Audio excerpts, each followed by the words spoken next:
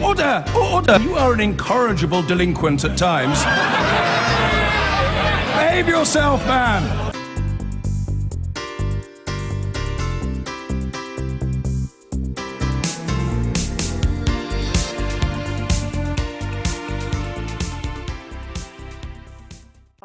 An 11-year-old boy who found a message of hate. This is one of the cards that Mateusz Wellner found on his way to school on Friday, just hours after the referendum result was declared.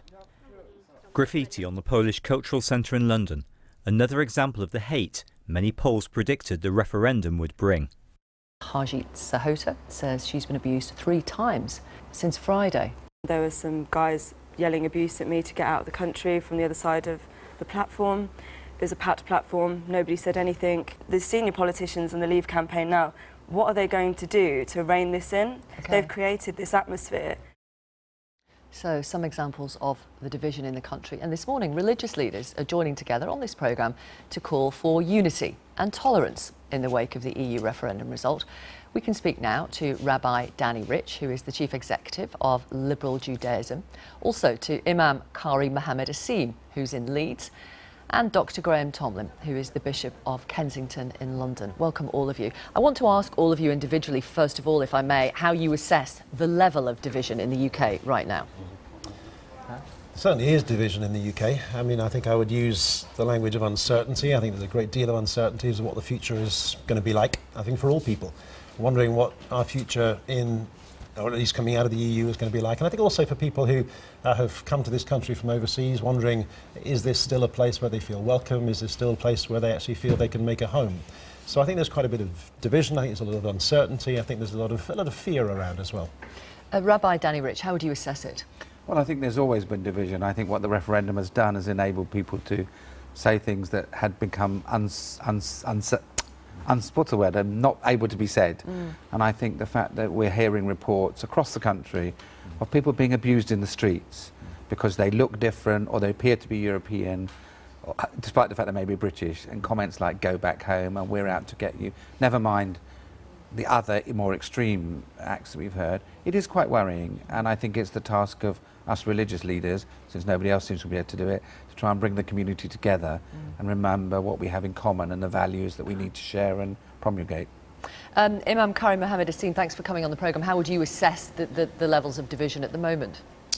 I think the post-Brexit vote has really given newfound confidence to far-right extremists who've always held these views. And I think what's so different this time is that in the past there might have been attacks on a particular community, whereas now if you look different, if you speak a different language, if you have a different accent, then you could potentially be under attack. And that's what's happened around the country. Bishop Tomlin, there's also division within families, within churches, synagogues, mosques, workplaces, schools, isn't there? There is. You see, it's kind of drawn a line down all kinds of communities across the country. I mean, in my part of London, West London, there's quite a bit of division around this very issue.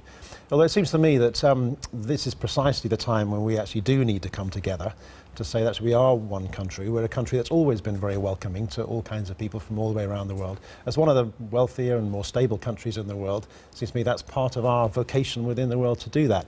And so yes, there is division, but we can't get too hung up about that. I think also we need to think about how we rebuild, how we build a sense of unity, how we build a sense that this country does belong together and is a welcoming place to live. Rabbi Rich, just pick up on that, the fact that there are many things that we have in common, despite the fact that we might have differences over how people voted in this referendum vote. Yes, I mean, I think we have to think, what are our values? And our values will be that the vulnerable have to be protected however they voted, even though some people might be tempted to punish people they think voted the wrong way. That's not how a value-led society works.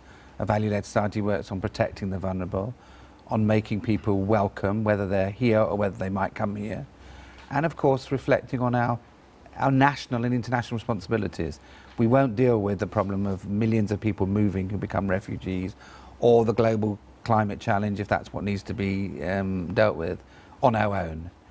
And I think patriotism is laudable, selfish nationalism is not so laudable. Qari Mohammed Asim, who's responsible for the divisions? I think, unfortunately, the tone, language, rhetoric, and some of the campaigning material used by parts of the Leave campaign has given newfound confidence to far-right extremists, and also legitimised some of their concerns that they may have expressed in close quarters or online before. But whatever's happened, I think now we are trying to rebuild Britain, and that should be built on the basis of tolerance and the values that we've all shared together in this country. And initiatives like More in Common and other things, I think there needs to be political stability at the moment, which is lacking, but also civil society needs to come forward and actually say enough is enough, that we need to move on. There's an opportunity to rebuild Britain, and that should not be marred by intolerance and lack of respect for others. And do you acknowledge that there has been intolerance shown to people who voted Leave? Some of them have been called racist when in fact they are not.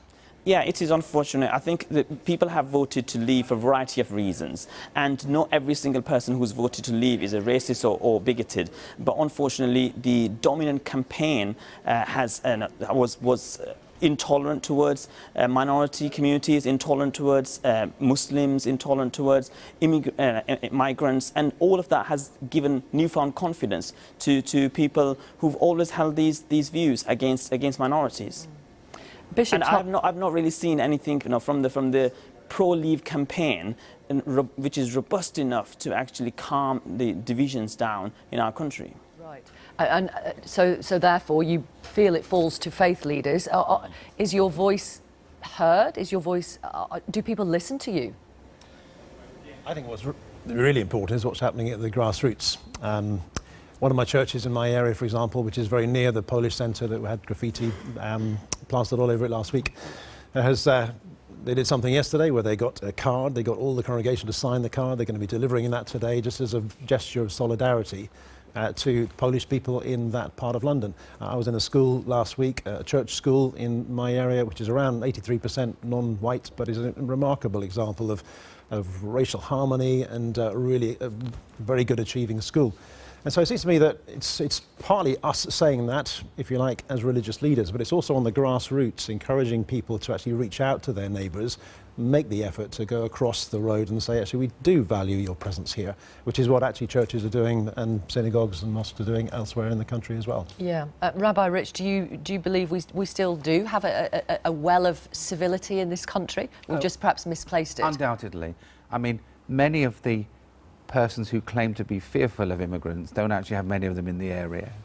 And what's very interesting is that it is our task on a local level to make people feel that they're not abandoned, whether they be from other minorities, whether they be from other European countries. I mean, we're trying to reassure some of our European members that they're not unwelcomed. We just had our biennium, we had a Brexit panel, and what was most striking was a number of people felt, living in particular areas where they voted Leave, that they were no longer welcome. One of my German congregants said to me, "I'm going back. I'm clearly not welcome here." And that's really quite worrying. What did you say to that person? Well, I tried to reassure them, and I tried to say to them, that even people who voted Leave may not have voted because they hate Germans or they don't like the German people. They voted either out of protest or alienation about their own situation, or some of them may have voted because the EU is not a perfect institution by any means at all.